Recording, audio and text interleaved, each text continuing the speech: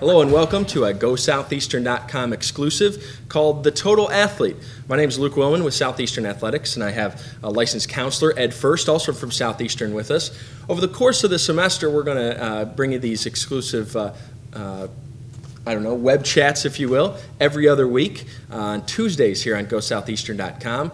First, let me tell you a little bit about the man sitting next to me, Ed First, a licensed counselor, marriage and family, and working towards his doctorate. Ed, we appreciate you being here and being a part of this. Good to be here, Luke. We're calling it The Total Athlete as we talk a little bit about the psychology of sport. We do want to take a moment to tell you the disclaimer that this shouldn't be take the place of counseling, and that if you do hear something that triggers something, you should leave it to the professionals, folks like Ed, and certainly not me. But we're going to be talking about some issues that face student athletes from the psychological perspective, and we'll start with our first series on the public self and this idea of a public image. Ed, how would you react to the statement that student athletes and athletes are role models? Yes, I think it's really an important question, and I'm reminded of the statement that Charles Barkley made years ago when he said, "I just am really not a role model." And I think the real issue surrounding that is whether Charles Barkley thinks he's a role model or not, do our younger people and do our young athletes and do our student athletes, do we look at other athletes as role models?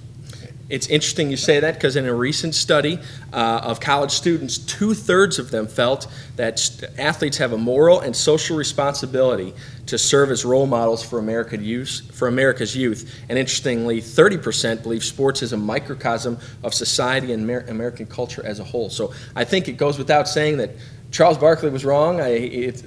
That's been chronicled in the media, that whether they like it or not, athletes truly are role models, not only to America's youth, but American society as a whole. Let's talk about some of the things that a student athlete's public image can impact. Yeah. What are some ways that how folks who use student athlete impacts their performance? Yeah, I thought about this a little bit, and I kind of jotted down a basic list. You and I talked about it a little bit last week, but first and foremost, they affect the public image of the university. Certainly the athletic program, and I would even go as far as potentially the ability of the athletic program to recruit. Even if there aren't big issues like death penalties and stuff like that, still, when moral and ethical issues are in question because an athlete has a poor public image, it can affect recruiting. Certainly team chemistry, coaching, a coach's ability to get a hold of his team and not worry about a lot of dissension because one athlete with a poor public image is requiring too much attention and too much maintenance. Academics, relationships with other teammates. Teammates are less likely to trust an athlete that's potentially they're not able to follow because they don't know what they're going to do, and then they also get a bad rap themselves if they're around the athlete who has a public image. Certainly performance, and in the end, the most important thing which we talk about when we're talking about competition is it affects the ability of the team to win. Well, those are a lot of things that can impact. I think maybe the perfect example of this is the well-chronicled story in the media of Tiger Woods, and there's a lot of debate currently on how his private life and his public image that has resulted from some of the alleged allegations. In his personal life with his wife, with his caddy now, how those have affected winning. A guy who's won 14 majors.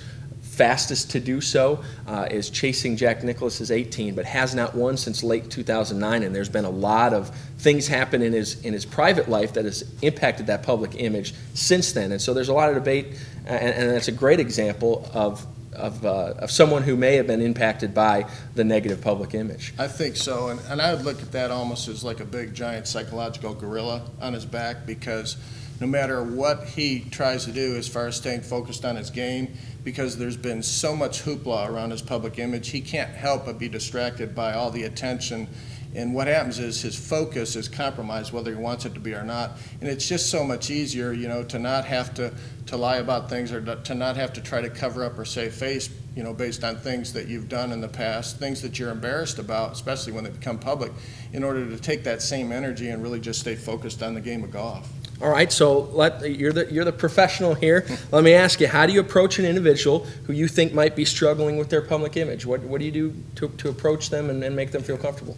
Yeah, and I thought about this principle would apply in any atmosphere, but I really thought about it in terms of the athletes we deal with, Luke, the student athlete. I think one of the things that's unfortunate is when an athlete has a poor self-image or has a poor public image as far as wanting to try to correct that image, we tend to shy away from those athletes. Even coaches can get frustrated with athletes that require a lot of negative attention.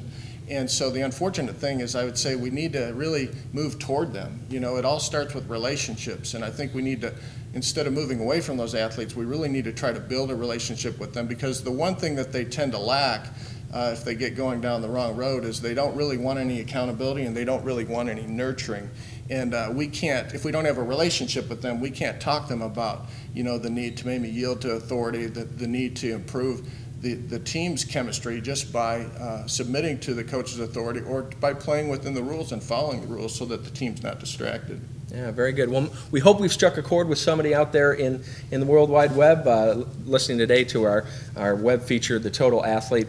If something has struck a chord with somebody, and obviously we encourage them to seek professional advice if they're dealing with some issues, but what's one small thing that someone can do in their own life, in his or her life, to improve their public image? Yeah, I think, this is the hard thing. If they could just really think about, because usually they're distracted by what everybody thinks about them, and people that have a poor public image, they can become defensive. But I would tell a person who's struggling with a public image, if they could just look inside and really kind of have a sense of humility about themselves and start to ask themselves, how are they affecting the people around them? In other words, can they put themselves in other people's shoes? Like, are they affecting the coach negatively? Are they affecting the team negatively? Are they affecting the atmosphere of other relationships around the team and the coach negatively? And if they could just kind of develop an overall spirit of humility and look at themselves and stop being so defensive for a second, maybe they could figure out what they need to do to make the team atmosphere better, and really even improve their own performance, as an athlete.